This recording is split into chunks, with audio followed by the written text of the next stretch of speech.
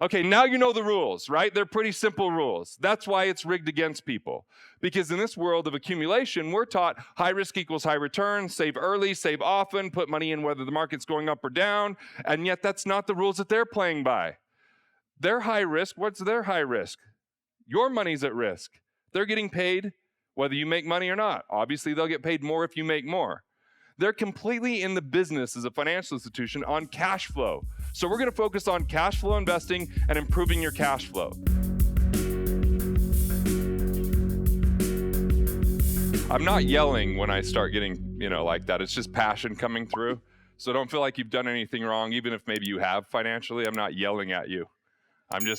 I'm keeping the energy going on a topic that's normally dry and drab and boring and painful. And it's not going to be any of that while we're here, because I'm not going to ask you to cut back or sacrifice or delay or hope that one day, someday, you're going to have this pile of money and now you can live the life that you've always wanted to. It's going to be about enjoying life along the way. It's going to be like what Benjamin Franklin said. He said, wealth isn't just the man that has it, but the man that lives it.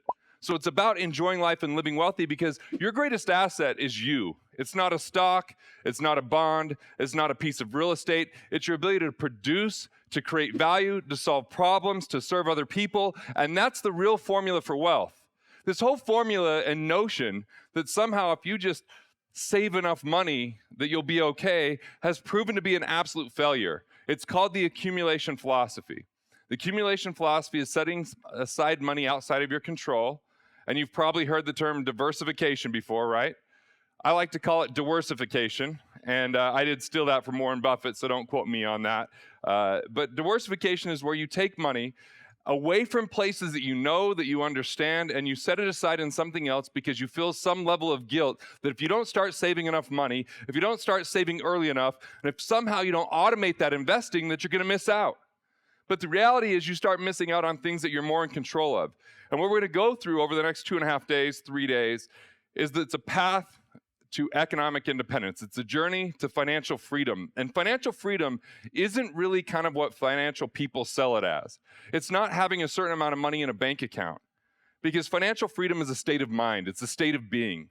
It's when money is no longer your primary reason or excuse why you do or don't do something.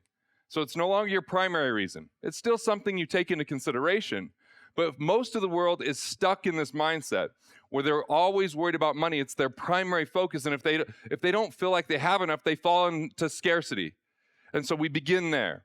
There's really two determinant paradigms that really are responsible for all outcomes in the world. One is the scarcity mindset. It's a place of fear, doubt, worry. It's a thought process of the consumer condition. And the consumer condition states they look to take more money from the world than they give to it. They look to take more value from the world than they give to it. It's where entitlement exists.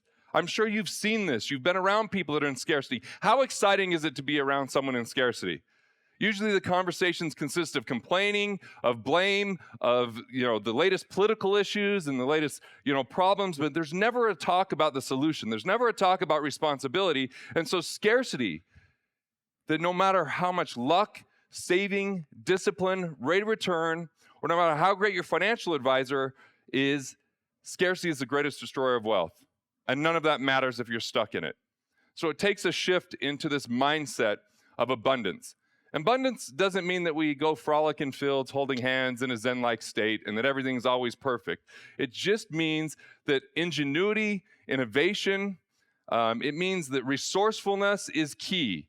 And that even if there's only a finite amount of something in the world, like there's supposed to be a finite amount of money, but while I'm talking, they're printing it right now, right? And do they have to print it anymore? Or does it just show up on a computer screen as some dots at this point, right? Even if there's a finite amount of something, there's still all these different ways that we can come up with new ideas, new systems, new technologies, new ways of bringing something out there.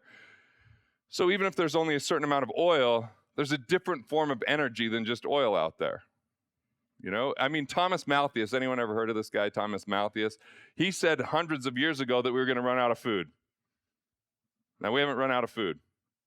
Now, what would qualify as food, maybe, in some cases. And by the way, I'll just point this out. the best way for this to go extraordinarily well is laugh at my horrible jokes. That really does help out. I always tell my wife that I want to be a comedian, and she always reminds me of just one incident in Costa Rica where a band finished playing in front of a room of a couple hundred people, and there was a mic up there, so I figured that was my chance to do some stand-up comedy. And she left the room promptly, and then when she came back and people were laughing, she's like, they're not laughing at the jokes, they're laughing at you being a joke. And so, very painful as I bring this to you. But I tell her that when I do events, people laugh. She's like, you're making them money. Of course they're going to laugh. It's a courtesy. It's they want to do really well, so they're just going to appease you that way. But I don't care. It still feels the same, you know? Feel free to laugh at all of this. Be abundant with your laughter, really. So abundance is this producer paradigm. And the producer paradigm is where people seek to contribute more to the world than they take from it. It's a mindset. It's a way of life. It's a way of being. So even if you didn't have the right amount of money to do something in the moment, rather than in scarcity where people would just say very defeatingly, I can't afford it, people in abundance would say, what would it take to afford that? How could I afford that?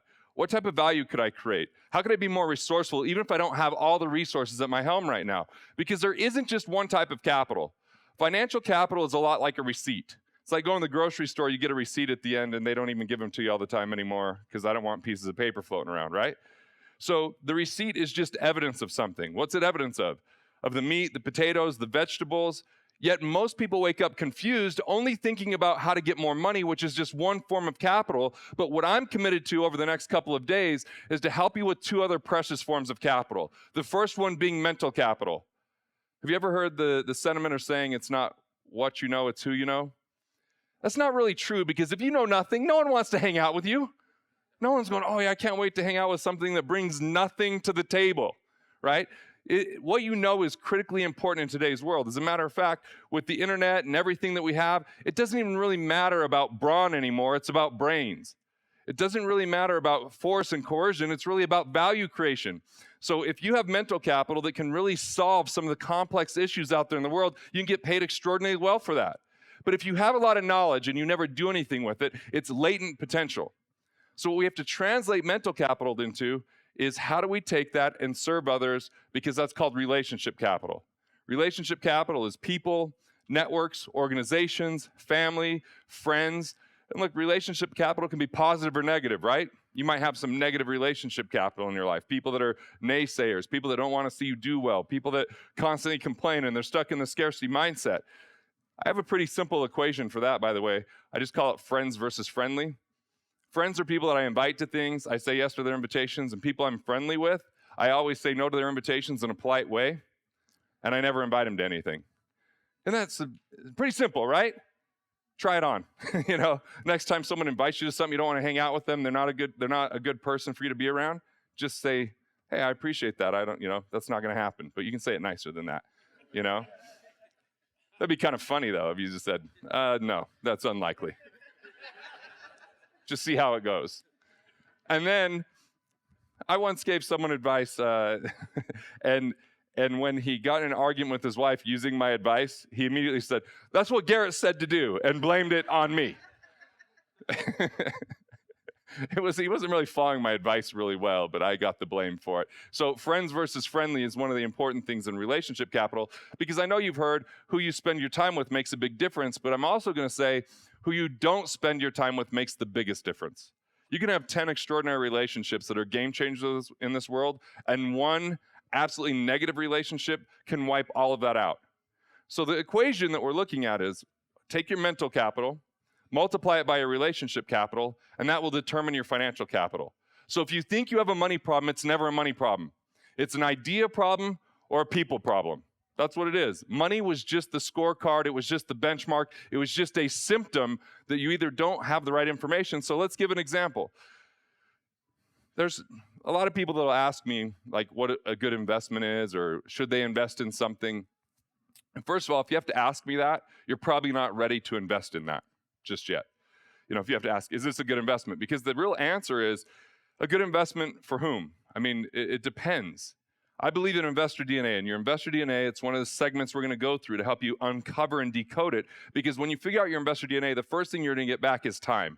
You're not going to waste your time on anything that isn't aligned with your investor DNA. You're not going to listen to pitches and investments that aren't right for you, and you're only going to focus, instead of diversify, on a narrow group of things that is going to produce more return for you. Andrew Carnegie said he put all of his eggs in one basket and watched it like a hawk. Focus over diversification. Look at the billionaires in the world. They didn't get there through diversification. They got there because they were extraordinarily good at one thing. And then maybe when that really paid off and was really powerful, then they chose to start investing in other things. And if it's Carlos Slims from, South America, basically it's all telecommunications being wrapped in there and all complementary to the business. So he's not out there investing in something he knows nothing about. So if you don't know anything about something and you invest in it, risk is in the investor, not the investment. How do you relate to that investment? If it's an investment you don't know or understand, you're taking on too much risk. Does that make sense? So if you really take that into consideration before you invest, that's critically important. And not just having the right information, but also having the right people and team. I wrote a book recently called What Would the Rockefellers Do? And one of the things the Rockefellers invented was a Rockefeller-style family office. What they did that the Vanderbilts didn't do, see, because the Vanderbilts had more money than the U.S. Treasury at one time. Cornelius was a badass. I mean, really, more money than the U.S. Treasury, that's pretty impressive. Unfortunately, 54 years after Cornelius died, the first Vanderbilt died broke. And Anderson Cooper is an heir of the Vanderbilts, but he didn't get any money because of bad decision-making, not having a financial team, and they started to just buy things. Like they owned 10 mansions at one time that some have been torn down, and one's a museum in Rhode Island. It didn't have anything to do with their investor DNA. It had nothing to do with how they made their money, and most importantly, the values, the contribution, and the philosophy hadn't translated to the next generation. Which I don't know about you, but one of the things that I constantly ask myself is, how do I make sure to pass on wealth to my kids so they don't become trust fund kids, or that they don't feel entitled, but instead, it's a blessing instead of a curse? Well, the Rockefellers figured that out in a pretty big way because they're the 6th generation of passing money on. They donated $50 million to charity last year, and their net worth is still growing. Part of that was relationship capital. They built a financial team that worked just for their family. Right? So everyone sat around and they said, we need attorneys, accountants, we need insurance professionals, we need, asset protection people, we need fiduciaries and investment people. And they sat around and worked on the Rockefeller estate to make sure it's preserved, protected, and perpetuated. Some good alliteration right there, right? I've said it before. It wasn't that impressive. I had it in my head already. So, but this is a big deal. Because if you look at, if you're a business owner, we all know how important it is to hire good people. We know how essential a good team is. Yet if you look at your financial life, have you taken the same amount of care and concern to build a good financial team? Have you thought about whether or not they're A players? If they're out looking for you and looking after you to make sure that you're protecting your wealth and that everything's integrated and coordinated. When I was 22 years old, I went into a family office in New York. I was shadowing this financial guy, and they had told me he's like the best guy in the world at the time. And so it took me about 3 years because I started in the financial business when I was 19, basically peddling products to family and friends, nothing all that impressive. When they tell you an internship, what they don't tell you is your internship is to bring your people to us so they can buy stuff from us. So bring family and friends. And I did that, but I wanted to get better at it. So at really making an impact and doing something different than just selling mutual funds and life insurance. And so I started to study the best that I could find. And for 2 straight years, I went somewhere once a month. And one of these times I went and I shadowed Vince. I paid him, I said, I'll just be a fly on the wall. And he's in New York. He's like, you're not allowed to talk at all. I'm like, great. I won't say anything. And we walked in a family office. And this one, he said, was low end because you only had to be worth $50 million to work with him. I was like, $50 million? I wonder if my whole town I'm from, East Carbon, where I first grew up, is worth $50 million if you add everybody up. I don't think so. I think it's a negative net worth there now. Coal mines, yeah. So anyway, I walk in, I sit down, I'm watching this, and he's presenting a strategy, and everyone around the table is doing real due diligence. Now, in the world of finance, due diligence is like Sasquatch. You hear about it all the time, but you never see it, right? It's almost impossible for a financial person to do due diligence if they're selling you a product because they have a bias, whether they're a good person or not, because that's how they get paid. So they're going to see kind of the best parts of that better than they're going to see what the downsides are. And when I saw that, I was like, this is pretty fascinating. And so he presented a strategy. They didn't implement it for 4 years, that strategy, because of all the moving pieces and parts and making sure it was going to work out. I was like, this is what I want to build. This is what I've got to create in my own life. And this is what other business owners deserve that have high revenues, that are the working wealthy, but not necessarily high net worth, right? So back to this whole concept of scarcity versus abundance. Scarcity is fear, doubt, worry. It's looking to take more than you give. It's thinking that someone else is going to do everything for you. It lacks responsibility. It's always in fear of something, not being enough. And it's this notion of the finite pie. Another useless fact about me that will relate to this story, I always kind of want to be a rock star. Maybe that's why I have long hair and all that kind of stuff. I actually host a rock star party once a year. And like one year the band showed up and they looked like an 80s band, and then they got dressed up and I was like, damn, these guys, like, this is really still their life. They didn't realize the year that it is now, right? They're still stuck there. And I always usually play a song or two with them and then break a guitar and all this kind of stuff. Like I said, just useless facts for you on this rock star notion. But because I want to be a rock star, my wife bought me Rolling Stones thinking this was a rock magazine. It's more of a political magazine. And the very first issue that I opened up had this article called The Finite Pie. And it was showing this really massive guy, bigger than the buildings, drawn as a cartoon, eating a pie and little crumbs coming to the rest of the people. And it was completely an expression of scarcity. It's that if one person has wealth, it means the next person has less. And that was the entire argument of the article. And I immediately started to question this. And the first thing I recognized is, hey, if we look now versus 300 years ago, do you think that the average person is wealthier or less wealthy now versus 300 years ago? I mean, massively more wealthy. You can eat pot brownies, play Xbox, and have air conditioning and a jalopy car and not even have a job in today's world. Back then, you starved. You just starved because you had to go out and kill what you eat, There was no food. If you wanted music back then, you had to hire an entire quartet to show up, so you had to basically be royalty. Now, we had a radio listener that was a homeless lady that had a radio transistor thing that she could listen to. I mean, it's like we just have a lot more wealth simply because exchange creates wealth. Exchange creates wealth. And things aren't finite.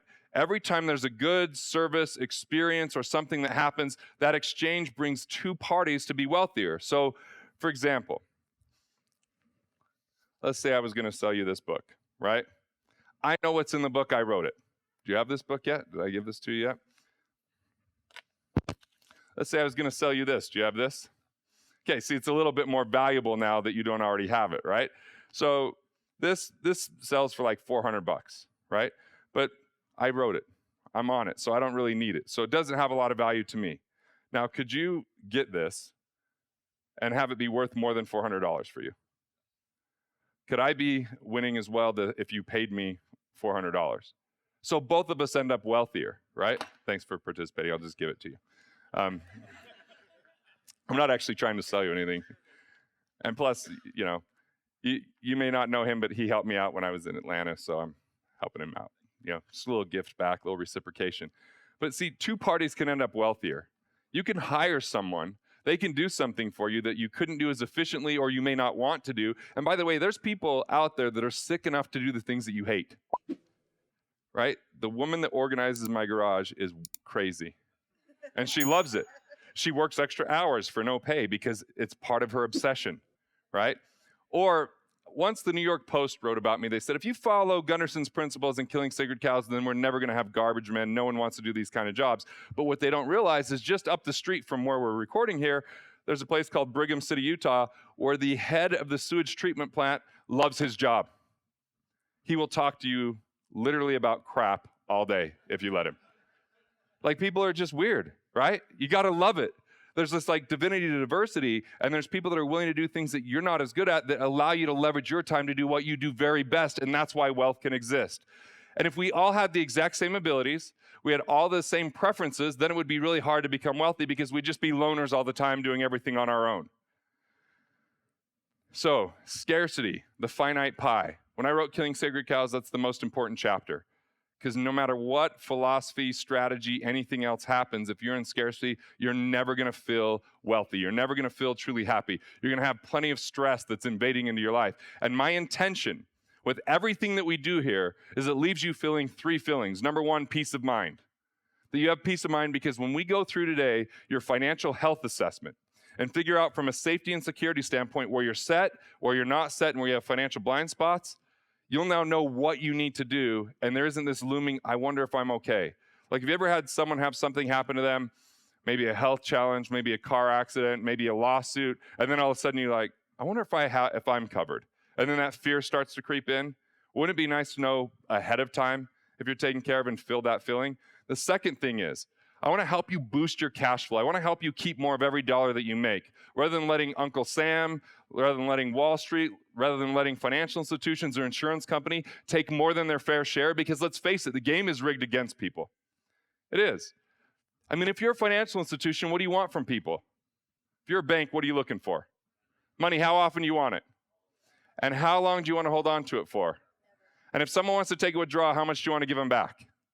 Okay, now you know the rules, right? They're pretty simple rules. That's why it's rigged against people. Because in this world of accumulation, we're taught high risk equals high return, save early, save often, put money in whether the market's going up or down, and yet that's not the rules that they're playing by. They're high risk. What's their high risk? Your money's at risk. They're getting paid whether you make money or not. Obviously, they'll get paid more if you make more. They're completely in the business as a financial institution on cash flow. So we're going to focus on cash flow investing and improving your cash flow. Instead of me asking for you to save more money and cut out things in your life, I want to find more money while we're here like a financial detective. You've got workbooks. We're going to go through it. You're allowed to hoop and holler and yell from the back of the room. That's totally cool. Because it's kind of exciting to have money coming into your life. And we're actually going to teach you how to set up an account to have guilt-free spending. Has anyone ever had fully guilt-free spending, or do you spend and then you hear your mom in the background? I invited my mom to handle my personal books.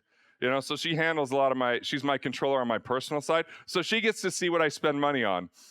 And one of my favorite conversations is I bought a bottle of wine, and then her and my dad started kind of lecturing me on wine. And I'm not a wine connoisseur or anything, but my dad grew up on boxed wine, so I really don't value his opinion as much, Plus, before that, he was Mormon, so he wasn't even supposed to be drinking. So it's like, I got to be really selective here. But I just value different things, so I have value-based spending. They value having 5 vehicles for the 2 of them. Okay, that's their thing, I just have one for me and one for my wife. We don't need all those extra, but it's not about need, it's about want. And it's not about what other people think you should value, it's about what you value and having full permission that when money shows up that was otherwise leaking or inefficient, that you get to take a portion of that and spend it exactly and however you want. You don't get that in a lot of financial, hey, thanks, yeah. Because if you don't enjoy the money and you don't follow the Rockefeller method, then you just have heirs that are waiting for you to die where they're going to blow it within 3 years anyway. I'd rather you enjoy it and then leave it and then have it continue forward. So we'll be challenging some of the status quo. We'll be challenging some of the things that most people think. And after peace of mind, the next thing I want to make sure that we elicit is financial confidence. I want you to be empowered. I want you to be independent. Sure, I'd love for all of you to work with us, but we can only work with some of you anyway because we only take on 125 clients a year. But I want to make sure that it's not me speaking jargon and sounding intelligent so that you feel like you're relying upon me. I want you to understand what you're doing, why you're doing it, how it works, and really cut through all the crap so it just gets to the heart of the matter so that when you leave here, you've got financial confidence. And finally, if you had your entire financial life completely dialed in, I'd want you to say, what is your vision? Or I want you to have clarity. Clarity of what you're heading, where you're heading, and what you're doing. See, clarity for me meant if I get to a certain spot, I can go with my family. We're going to spend 2 weeks this summer in Italy. We're just going to spend 2 weeks in Italy. We're not coming home for any of that time. And we're just going to enjoy life along the way. I'm not waiting until I have a hip replacement to go do these kind of things. And plus, I'm not the kind of guy that just wants to sit on a beach for, the rest of my life, throwing rocks and drinking a Corona till my liver gives out. I want to take little bursts of that and then come back, because the people who are most successful in this world, their purpose is greater than their profits. There's plenty of people that could have stopped working a long time ago. Does Elon Musk still have to work? Does Bill Gates still have to work? No, but they choose to because they're engaged in something that matters to them. And because they're so powerful in it, there's a lot of money that comes in from that. And there's a certain point where it can't be about the money anymore because they can't spend the amount of money that they have as it is. It's about the impact. And that's what I mean by clarity. Clarity on what you want to do in your life, what you choose to do with your life. And once again, one of the easiest ways for people to get there is when you have financial independence, and let me define that. Financial independence, I might even call it economic independence, is when you have enough recurring revenue, investment income, or entrepreneurial income. And entrepreneurial income would be that income that comes in even if you don't show up to the office, right? Entrepreneurial income isn't the income where you have to be involved with every step of the way and you're the one doing the sales and you're the one building the relationship. It's when you have a team and you've been able to scale the business where some of that income comes in. And you still have to monitor it. You're still responsible. It's not completely mailbox money, but at least if you can go a day, a week, or maybe even a month and that money still comes in, it would classify as entrepreneurial income. When you have enough of that coming into your life to cover your expenses, that's economic independence. Why that's critically important? Anyone in here not select themselves as an entrepreneur, but they married an entrepreneur and thinks a little bit differently than the entrepreneur? Like possibly thinks they're too aggressive, you want more stability than they have to offer. Economic independence means that we don't have to compromise and say, okay, I'm not gonna spend money and invest in my business. I'm gonna make sure that everything goes to the family. No, if you have economic independence, that's the permission slip for you to swing for the fences in what you're doing, knowing that your family is taken care of. You have your foundation handled, that you're going to be okay. You're not going to be out on the streets selling your home or begging for food or having to go to in-laws or any of that kind of stuff, simply because economic independence is a state that most people never achieve in their life because of the accumulation philosophy. The accumulation is set money aside, and then one day, someday, you're going to have a nest egg, and then you get to live off the interest. How brilliant for the 4 rules of institutions, right? Because their belief that wealth comes from, and I'm going to actually write a little bit on this. Their belief is that wealth is an equation. And this will pop up here. So that their belief is it's money. So you've heard the notion it takes money to make money, right? That's not really true. It takes value creation. It takes mental capital. It takes relationship capital. Sure, your money can make money, but it doesn't take money to make money. It takes value. But they'll tell you it takes money, and then that's multiplied by a rate of return. And most of the time when we hear, if you want to get a good rate of return, what are you supposed to do? What do you have to take? High risk. Now, if this were true, we would buy lottery tickets and we'd all be wealthy because that's pretty damn risky, right? But risk is actually defined as chance of loss. So taking higher risk doesn't necessarily mean that we're going to get a higher return.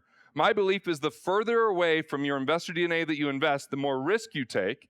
So instead, invest what I would call close to home or where you have knowledge. Invest in things that make sense to you. I don't invest in technology because I get in technology conversations where I don't even know what the hell they're talking about. The number of acronyms that they use, holy shit, like what does that even mean, right? So I'm not going to invest in that. Bill Belichick, they interviewed him recently from the Patriots, and he's like, I don't know Snap Book and Face Chat and all these kind of things, So I found that kind of funny because he probably really does. But so high risk equals high return is a faulty notion, but they want you to believe that. Then they tell you it's all about the amount of time that you take for this, right? So multiplied by time. So money times rate times time. That's the accumulation philosophy. If you just set enough money aside, you do it for long enough, and you take high risk because you're in it for the long haul. It's okay if the market goes down because the market goes down and the market goes up. You just got to wait for it. But you know what? We did a little research from 2000 to 2015, adjusted for inflation. The market didn't do 10% per year since 2000 BC like they want you to believe. It did 8.4% total, yet people put their money at risk. Now, do you think most financial institutions did better than 8.4% that their clients got? Because they got their fee year in and year out, whether they made money or not. This is a faulty equation. It really sucks. And by the way, if it doesn't work out and you go read the magazines, what they'll tell you is, oh, if this doesn't work out, you can move to Ecuador. It's really cheap there. I'm not even making this up. It really is some of the advice that they give. Now, forget that your family's not there. Forget about some of the diseases and whether the water's clean or not. Just it's cheap, right? Okay, so that would be one thing. Or they say, this didn't serve you well. You're not economically independent. Just add more money. Just add more money. Well, that sounds great. It didn't work. Let's put more in. Would we ever use that advice in our business? Yet somehow that's crept into the financial world. Just put more money in? No. And by the way, they say time value of money. It's all about starting early. So by the time you now know it's not working out and you're putting more money in, it doesn't have time to grow. That sucks. You take risk, you go against what the biggest, best investors in the world talk about. You know, people like Warren Buffett says he detests risk. He hates it so much that the most risk he's willing to take is he might eat cottage cheese the day after expiration, right? You know, his rules, like number 1, don't lose money. Rule number 2, refer back to rule number 1. Most of the people in the world would have a lot more money if they just protected their downside. So in day 2, I'm going to talk to you, how do you protect the downside of your investments? How do you start creating strategies to manage risk? And I don't want you just to wait for 30 years because compound interest kind of takes 30 years to do something. If you look at compound interest, it's usually one of these things where it's like, okay, the first few years, it's good, but then it's always this last 10 years where you get that growth curve and that hockey stick kind of thing. Well, what if we could just get you there in 3 to 7 years? Wouldn't that be better? That's what we're here to do. 3 to 7 years. 3 years, if you're already really frugal, you're saving all your money and we help you with a better methodology. 7 years if you're kind of addicted to lifestyle like me. I'm the 7-year guy. It took me 7 years because I like the finer things. And I believe a luxury once enjoyed becomes a necessity. You know? Yeah. You start hanging out with people and they introduce you to certain foods and it's really hard to go back to what you're eating before. You know? And I would tell you what I eat, but then animal lovers get mad, and that kind of stuff. But it's, there's just certain things that happen that it's really hard to go back from. I was in my mid-20s before I ever flew first class. And then once you fly it, it's really hard to go back. I'm a tall guy and, there's people that crowd you. So those are the types of things. I don't want you to have to go back. So it might take you 7 years if you're deep in debt or if you're just really addicted to lifestyle. And for a lot of people, it's only a 5-year deal. So we're going to map that out. We're going to unveil that. We're going to talk about it. And let me begin with the framework right now. So you can open up your workbook and you can go right to page 5. All right?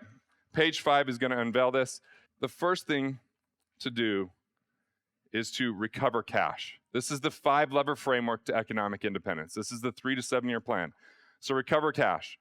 How do we do that? There's 4 I's that most people are losing out on. The letter I. The one is overpaying the IRS. 93% of people tip the government. No reason to tip them. They're not good wait staff and that kind of stuff, and you're, sharing your gratitude. They don't even give you a thank you. They just spend it how they want. So tipping the government, the IRS, that's the first I. The second I is investment fees. So there's hidden fees, there's hidden commissions, and this makes a huge difference. Let's say that you had a 0.85% fee, so less than 1%. And you had $100,000 invested and it could do 10% over 30 years. That 1% fee, instead of having a $1.74 million account, you'd have a $1.4 million account. So that less than 1% costs you $340,000. These things matter massively, right? It's like being on an airplane and having a headwind versus a tailwind, a huge deal. The next one is interest. Most people overpaying on interest. So you can renegotiate interest rates, you can restructure loans, you can simply do what we call cash flow optimization. We'll take you through that tomorrow so that you can understand exactly how to reclaim that money that's going inefficiently to the institutions. Then the last one is insurance. And I know everyone in here loves paying for insurance, so I don't want to take that away from you. Because of your payments to insurance, they can now beat the beer commercials with better commercials. These geckos, these cavemen, these football players, they're somewhat humorous if you didn't, push past it on your DVR recorder. So, but insurance, there's a lot of duplicate coverages and duplicate costs. It's not about which company you choose as much, it's how you structure things. And a lot of people don't have structure because these order takers of insurance agents don't actually look at how to get the right transfer of risk and the right structure to your policies. Instead, they're simply saying, oh, let me give you a quote with a different company and see if we can beat the price. So those are some of the ways that people are inefficient. And what we want to do is boost profits, recover cash, because that's money that can now go into your financial life to help you get to economic independence, okay? The second piece is to strategically engineer wealth. That's what this first day of awareness is about. To strategically engineer wealth, we're going to look through safety and security, because you're going to have everyone in this room, everybody watching is going to have a financial surprise sometime in their life, and some of you are going to have multiple. The question is, are you going to be prepared for that? Because 95% of the time, it wouldn't have had to be devastating. It wouldn't even have to be that much of a bump in the road once you understand the safety and security part of strategically engineering wealth. So we begin with the foundation, and we figure out where you set, where you're not set, where do you have blind spots. Then from the foundation, we move into more kind of safeguarding, which is how do you really transfer risk? Everything from asset protection to corporate structure to having plenty of liquidity. That is the number one underemphasized thing in the world of finance, is liquidity. Having enough money on hand. One, just because now you have a peace of mind fund, because have you ever been where you don't have any cash on hand, and then all of a sudden you start feeling a lot of stress, you start taking on clients that maybe you don't want to take on simply in the name of making money, or you're working late and then you're not sleeping well. Everything starts to crash down more when you have a lack of liquidity. But the best investors in the world aren't the investors that always stay invested. They're the investors that sit on cash, and then when the opportunity presents itself, they pounce. I read an article once on Ted Turner, and they called him a predatory investor. They said he sat and waited, and then when the opportunity came, when everybody else had been investing all along, and now all of a sudden they were stuck, they were illiquid, or the market was going down, he could now buy when the time was right. That's a different type of investing than most of us have been trained, taught, or educated throughout our lifetime. And then finally, on strategically engineering wealth, it's about growth.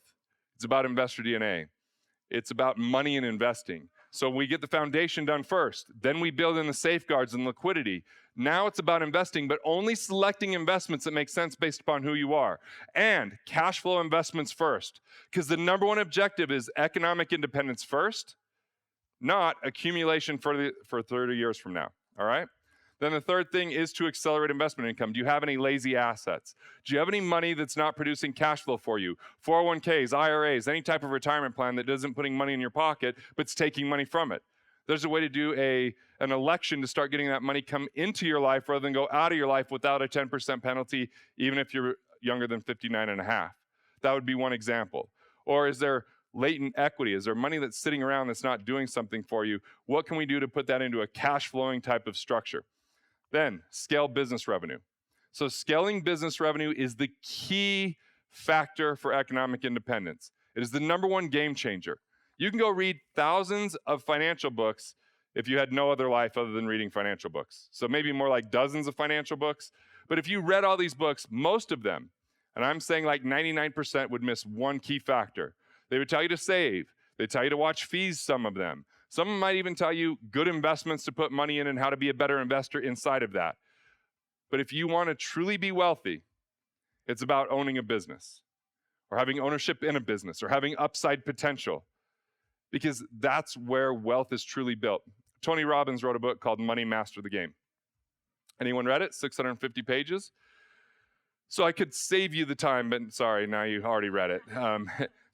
There's some good stuff in the book, but here's where the book is completely a lie. And it's not Tony that's telling the lie as much. Every billionaire that he interviews inside of that book, what do they tell you to do? When you talk to Charles Schwab, he interviews him, he's like, what should people do to become wealthy? Discount brokerage accounts. Guess why he said that? He invented them. So he made it by building a business around that, yet he's telling everybody else to feed that business where he's got leverage and scale. Then they asked Bogle what to do, and he's like, put it in index funds. No, he invented index funds. He didn't make money by putting money in it. He made money by selling it to everyone else because he had leverage and scale. So it goes on and on and on until we hit Mark Farber, the boom, doom, and gloom billionaire guy. And he says, look, if I could only give my kids one piece of advice, it would be find your insider advantage. Find the thing that you do best and build a business around it, because that's where real wealth is made. And so scaling business revenue means that you can actually start to build something that you don't have to be responsible for every little thing, every little minute, like maybe self-employment might be that way, but really where you can start to leverage an idea, a vision, value, because other people are willing to work for it. Look at, do you think that Trump's ever picked up a hammer in his life? Yet he talks this big game about building the most beautiful and biggest buildings in the world. Simply, he's selling a vision which has a lot of leverage and scale. That's why he gets a lot of attention, but people are excited to go and build these types of things and get paid for that. That's scale, right? Scale has to do with this. This is what it comes down to. The rarest commodity in the world, the rarest, is vision. Vision is the rarest commodity in the world. And vision is the greatest deliverer of value that the world has ever seen. And dollars follow value. So most people think hard work is what constitutes value. But the thing is, I grew up in a coal mining town.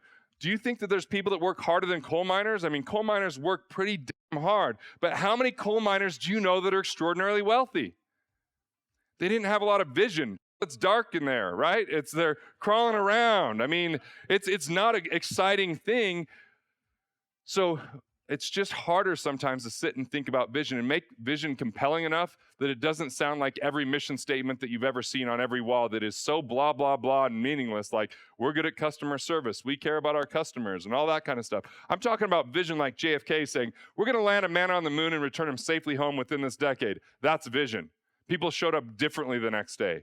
For us, vision is 1 million entrepreneurs to economic independence, changing their financial future and their family's destiny. That's our vision. We're not here to simply get higher returns in the stock market. We're not here, we're here very specifically for a reason that we want to make sure people become economically independent, because when they do, they can be more impactful in the businesses that they own. They can enjoy life a whole hell of a lot more than the stress of not having liquidity or having the market go down. I met with a business owner. He was worth $70 million at the time that I met with him. He had less than $1 million in his 401k, yet he was not sleeping at night, and his business was starting to suffer because of the losses that he was getting inside of his 401k because the market was going down at the time. He'd taken a 10% hit. And I said, well, why do you put money in the 401k in the first place? He goes, well, that's what my financial advisor tells me to do. And I'm like, how do they get paid? Oh, fees on the 401k. That's all that they're going to tell you to do. I'm like, let's talk about the best investments that you've ever had in your life. Number one, he owned an Andy Warhol painting that he sold early because of lack of liquidity. I'm like, if you would have held on to it, how much more is it worth now? He said 3.5 times more. He was really good at buying wine. And I said, hey, if you make a mistake buying wine, you can drink it and you'll forget about the mistake. So it's a really good scenario there anyway. The third thing is he built a home that Oprah featured on when she used to have her regular show before the Oprah Winfrey Network, because of how smart of a home it was and how cool it was in St. Charles. And so I'm like, well, maybe those are better investments for you. And you know what? He abandoned funding a 401k. We used it to buy some land in Bali where he was going to build a nice little spread that he could have out there. And he's in Bali right now. And that was a lot more confidence, a lot more aligned with his investor DNA, stopped doing things that everyone else was telling him to do that even though it didn't feel like it was working for him, he felt guilty about, and he was indoctrinated in this accumulation philosophy. And guess what? Now he's able to focus on his business and have his business grow. So investing, one of the biggest mistakes people make in investing is they invest in things that start to drain their energy or have them lose sleep, because if you invest and it creates or elicits any degree of scarcity or fear, it's not a good investment for you. Regardless of the rate of return of the investment, here's why. Your greatest return is your ability to generate a vision, to produce value within your business, and deliver value for your customers and clients and people you interact with. And if you start investing in something that derails you, distracts you, or harms you, then you're losing your biggest ability to produce, and that's called opportunity cost. And most people can't recognize and calculate that, but I'm telling you, that is the biggest thing. And so this is all on lever 4 here, scale business revenue. The biggest way to do it, build a vision that's compelling enough that other people want to build it with you or for you, right? That's scale. And then finally, make it count. Make it count is about relaxation and rejuvenation. In my 20s, I was a fairly competitive person. I wanted to be the, highest producing financial guy in all the circles I was in. And if I heard anyone doing more than me, I immediately was depressed and hated myself and, lowered my self-esteem and pissed off and all that kind of stuff, because I didn't really have any measures of what success meant. It was just, I had more than anyone else. But guess what? There's always someone that has more than you. Who has more money? Warren Buffett or someone else? Well, the Rothschilds have more money than him. There's always something you can find if you're in that comparison mindset. I think the best thing to compare to is where you came from more than everyone else, because then it's about progress over perfection. But in my 20s, people would always ask, oh, you live in Utah, do you ski? I'm like, no, I own a business. They're like, what are your hobbies? I'm like, business. What do you do for fun? Business. It was pretty much the only answer that I had. I didn't understand this make it count thing, but I was in a program called Strategic Coach, and Dan Sullivan was the founder, and Bab Smith was the president and ran it, and I became one of their top 3 referrers, so I got a lot of time and attention from them. And I remember Bab sitting down with me, and she's like, I think you're great, but I think that if you don't take some time off, you're really going to suffer, and you'll make more money if you take more time off. And I was like, that's the dumbest thing I've ever heard. How am I going to make more money by taking more time off? She goes, have we led you astray on anything else? I'm like, no. She's like, will you just start taking some more time off? So I started taking time off, which was a lot like, I think probably what it's like to get over a crack addiction, I remember scheduling a snowmobile outing because I knew in the mountains I couldn't get the phone service with my cell phone. I told the guys I went with, I'm not allowed to make any calls or emails. I'm supposed to be away from the office fully for 24 hours. I thought the world was going to implode. I thought like every client was going to have an emergency. Like I just had all these crazy notions, and it was a little bit tough, but then I got really good at it. I was taking Wednesdays off, and I realized none of my friends had Wednesday off, so I was like hanging out. My wife was a school teacher. I was like, maybe Wednesdays aren't the best day right now to be taking off. But I got pretty good at it. And after the first year of taking all these days off, I made $170,000 more. I was like, you know what it came down to? It was this. You get much more strategic about what you delegate and how you let other people help you when you take time away. That's the first thing. The second thing is there's something called diminishing marginal productivity. Diminishing marginal productivity is when you just get exhausted and worn out. Think of it as like an athlete. Sometimes if they're going into overtime and everything, their legs start cramping up and they start getting extra fatigue. That happens in business. We get this mental fatigue. We get in these ruts and routines. We might be spending more time there, but being less effective. So by taking time off, you come back refreshed, and guess what? When you're refreshed and rejuvenated, your best ideas come, and your best ideas are what drive the vision. And remember, vision is what drives the value.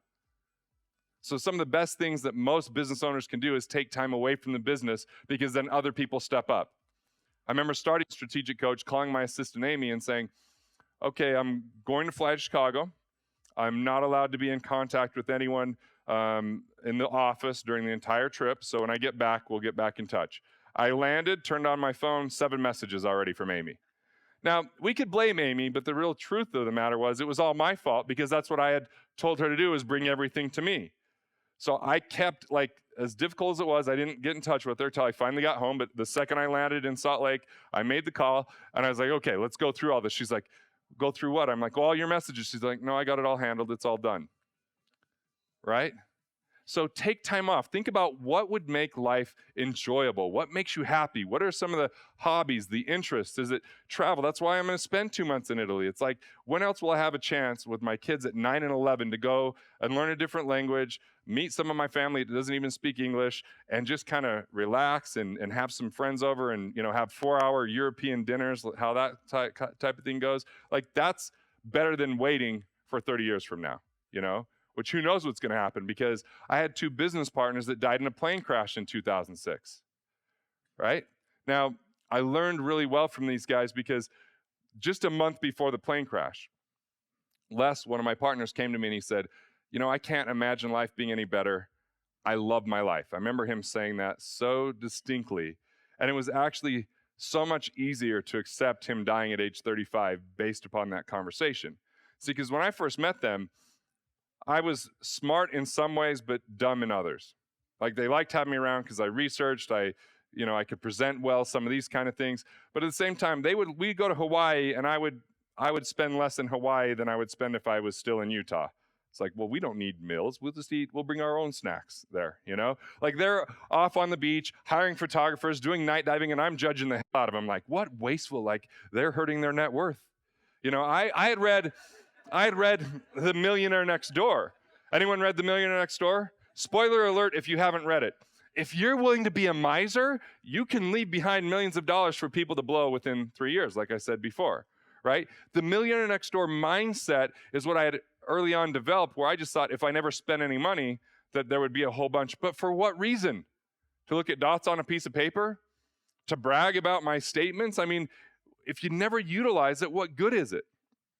And so fortunately, these guys really helped me kind of break free from that and start to live a lot better life. And I started making more money, taking more time off, making it count. And now I can think about things like what I wrote and What Would the Rockefellers Do, which is like, okay, what would I want to transfer to the next generation so my great, great, great grandkids would know my name, what I stood for, and have it impact their life, because it would be about philosophy, contribution, values, things that can translate, not just money. That's what Make It Count is about. What are the experiences that you want to have in life? We've chosen as our Make It Count, we always have a trip on the books to look forward to. Because every now and again, life gets hectic. You know, I've got a 9-year-old that acts just like me, so you can imagine the handful that he is. He now has green hair. Must want to be a rock star too. You know, the 11-year-old, very high maintenance kid, loving, super sweet soul, but, you know, everything's just a little extra time, a little extra attention when it comes to school. So I want to spend some time with them now. I want to do things that would be enjoyable. And I want to, when those things are difficult, I want something to look forward to because it's on the books. That's what Make It Count is. What do you enjoy in life? And you heard Demi bring up something called soul purpose. So soul purpose, I know we're talking about that in a financial event here, but what soul purpose is your values, it's your abilities, it's your passions combined for the highest value, like the highest vision of your life. That's your soul purpose. When things are aligned with that, you're going to feel dialed in. You're going to have energy. You're going to be able to produce more. You're going to have more zeal. You're going to, like, soul purpose is critical. And so Make It Count is about you living a soul purpose life.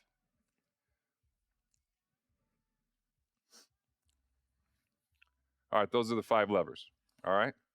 So what I want you to do now, knowing what this economic independence path is, knowing that this first day is about awareness. Day 2 is about creation. It's about the creation of more cash flow. It's about building out your plan to get there. And then finally, we end with action. What's your action plan? And we bring in the Make It Count. When this is all in order, what additional things would you like to add to life, knowing that you're not having to waste time on other things that weren't handled before so that you can enjoy it along the way? We use the term wealth architecture quite a bit, but what does that mean? Most people end up buying products because someone shows up at their doorstep, makes a phone call, you know, connected through a family or through a family friend. And if you miss the first 3 pieces of wealth architecture, inevitably, the way I say it is someone else has sold you their philosophy before you determined your own. So it begins with perspective. That's the first P. That perspective is what we covered earlier. If you're not in abundance, don't make financial choices during that time. You have to have someone else who is in abundance help guide you through it so you don't make a misstep or have mishap because you're in scarcity. Because scarcity a lot of times tends towards insanity. It tends towards making decisions that are short-sighted, short-term, and don't lead to lasting and sustainable wealth. Here's an example. Someone comes to you, you have to invest in this because the deadline's tomorrow. I immediately say no, even if I'm going to miss out on something good. There's no chance for the right amount of assessment. I had someone that called me just last week. She says, hey, someone's going to lose their home because they haven't been paying on it for 3 years. I'm like, that's pretty amazing. 3 years, and now it's just going to foreclosure, and the foreclosure was going to happen 2 days from the time they called. They said they owe about $69,000. If you look at Zillow, it's probably around $225,000 in value. And I'm like, okay, I don't think I can fly out there. I'm like, I'm not going to disrupt my life for that. I called a few people I knew in the real estate game, like the guy who owns this building here, Bob, and he was like, well, I don't invest in that area. And, you know, once again, didn't have the time for due diligence, because as soon as you start feeling that greed kick in, like I've got to get involved in this, I'm missing out, you're going to make emotional decisions. And the higher the emotion, the lower the financial IQ. The higher the emotion, the lower the financial IQ. So perspective is essential. And perspective is making sure you're in a more abundant mindset, that you're thinking clearly about if you had an unlimited checkbook, if you had endless possibilities, if money weren't an issue or a concern, what would you do? Where would you invest? It's that perspective that we begin with, and then we move to purpose. Because perspective, if you start feeling abundant, if you're familiar with the reticular activator, that's a part of your brain that, you know, you see something like when we're having our first kid, my wife and I started seeing pregnant women everywhere. And before, I didn't really realize how the world was getting repopulated. I'd never seen a pregnant lady. Now they're everywhere, right? Or I bought an Acura, was my first car, and then I couldn't believe how many damn Acuras were on the road. I thought it was a unique thing, and then all of a sudden it wasn't. That's the reticular activator. It kicked in. You start seeing things. So when you're abundant, what happens is you're just going to see so many possibilities in life. This thing hates me. So let's say each one of these circles represents a possibility, right? You start seeing opportunity because you're being more abundant, and that's great. But the problem is, if you say yes to all of this, you have no ability to manage all of that. Your health might suffer, time with family and friends might suffer. There's a lot of things that can start to happen. Or one business starts to suffer because there's not enough attention for it. I know there's books out there called Multiple Streams of Income, but I don't believe in streams, I believe in rivers. I believe in the Amazon River, which there's so much life around it. It's so lush that it's kind of dangerous to be around it, right? There's so many living things that are around there that you got to be more mindful of that. And it's so powerful that there's fresh water that's pushed into the ocean for miles because of the Amazon River. There's other streams that dry up when June comes along because they weren't powerful enough. So don't get diversified, don't get distracted, don't prematurely diversify by taking money out of your greatest assets and putting it in some other opportunity that isn't related to your investor DNA, because when we put the word premature before things, that's usually bad, right? Like premature babies. I don't know, Walker, your head went somewhere else, man. I don't know what you were thinking, but so don't prematurely diversify. So purpose allows us to be like a laser and focus in and hone in and say, okay, these might be good opportunities, but they're not the right opportunities for me because I'm only going to focus on a few things. So you say no to a lot of things. Warren Buffett said the difference between successful people and highly successful people is the amount of times they say no. Highly successful people say no a lot more than successful people. They reserve it because they're purpose-driven. They're saying, these are the only things I'm going to focus on, these three things. Focus over diversification, one of the main tenets here at the Wealth Factory. Then we move into building the plan. Your plan. We will be building that plan with you today so that you know what you want to accomplish and what needs to happen. Then you bring in the professionals. You select the professionals. You say, I want a good attorney, a good accountant, a good insurance professional. You're actually driving that based upon the plan that you built before that gets involved, which might have commissions and things like that. And then finally, the products. That's wealth architecture. Begin with perspective, end with products. Most people begin with professionals, buy a product. They don't have a plan, and therefore they're fragmented. Therefore, they have risk. Therefore, it's not coordinated. And when there's a lack of coordination and integration, money gets lost and risk gets taken. Okay? Some of that money lost is just inefficiencies and overpayment of some of the 4 I's that we've already talked about. Other times, it's just money's lost because you don't know everything that's going on. So that's the wealth architecture. And if you flip it over, page 4 gives you some of the main premise. I was on a podcast just the other day. They said, do you have a financial philosophy? I said, as a matter of fact, I have 20 points. It's my financial philosophy. And they immediately called me a nerd. They're like, oh, just 20 points? I'm like, yes. So just quickly, no one individual is an expert in everything. So why did the Rockefellers have a family office? Because there was multiple people that helped them out. Experts in tax, other experts in investments, other experts in legal structures. So you can't have one person serve every aspect. I see people who might be really good at property and casualty insurance working for State Farm, but then they're trying to sell a Roth IRA because they get a bonus for selling a Roth IRA. They know nothing about investments or Roth IRAs. It's just something that's a mandate from a company to continue to monetize. And you know what they call that in the financial world? If you don't do that, leaving money on the table.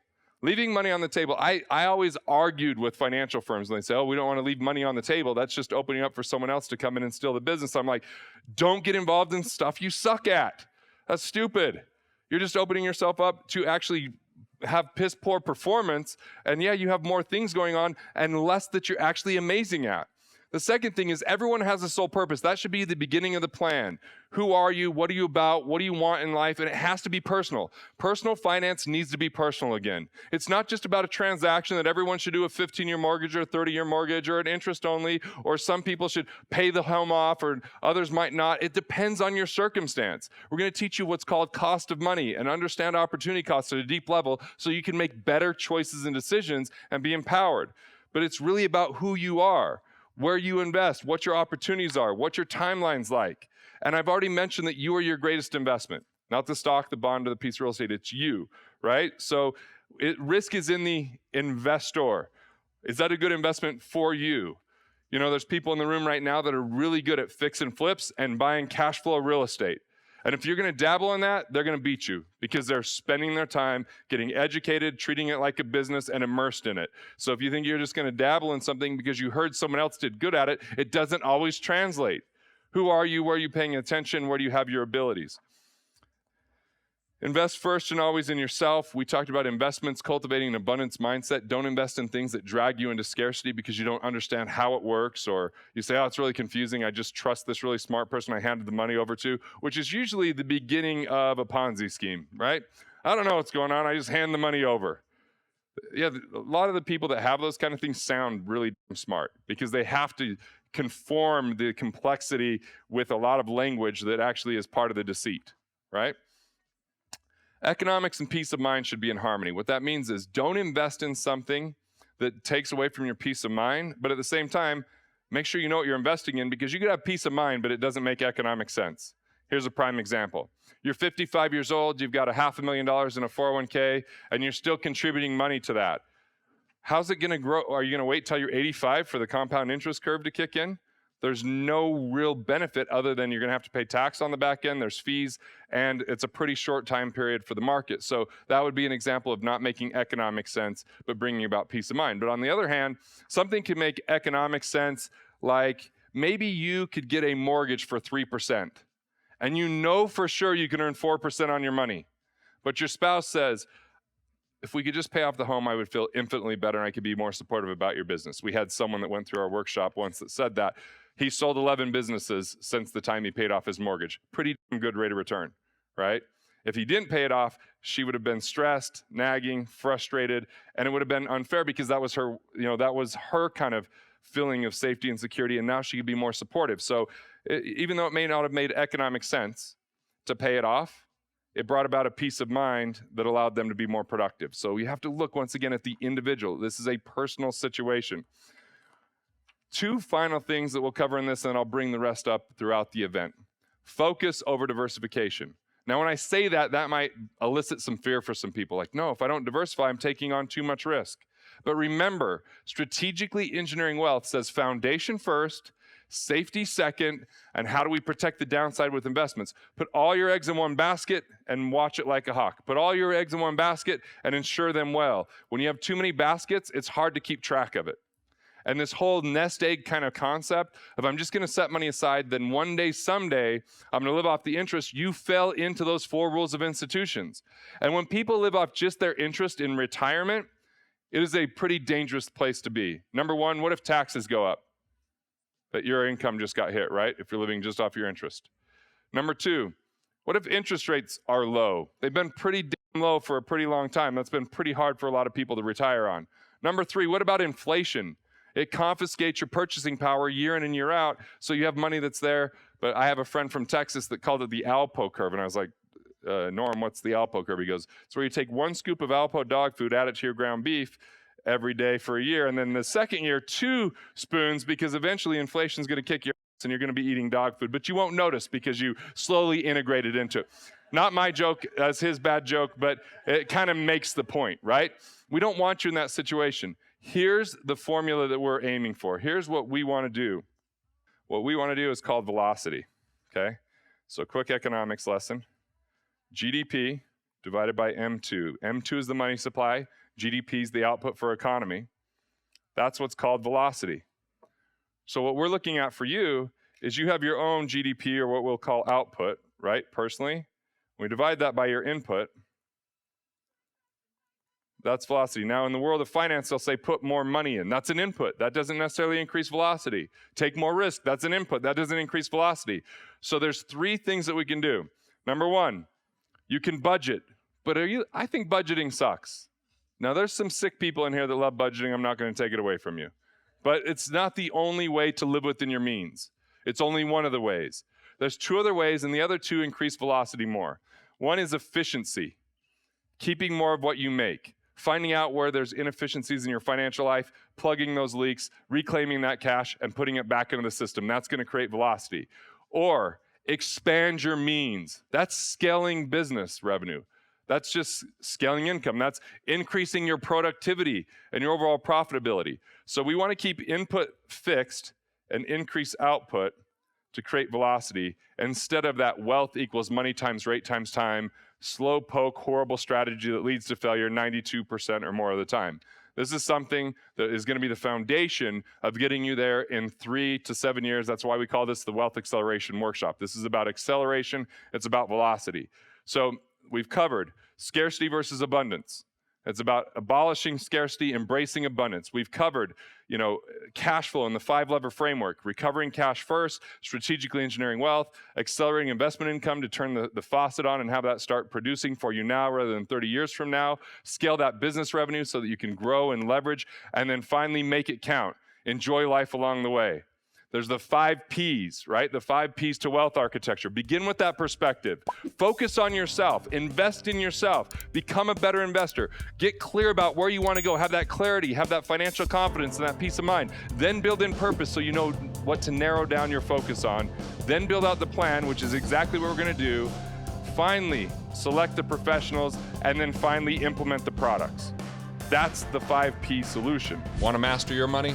Want to figure out the things that you could do to improve your finances? Click here and check out more videos like this on Money Matters.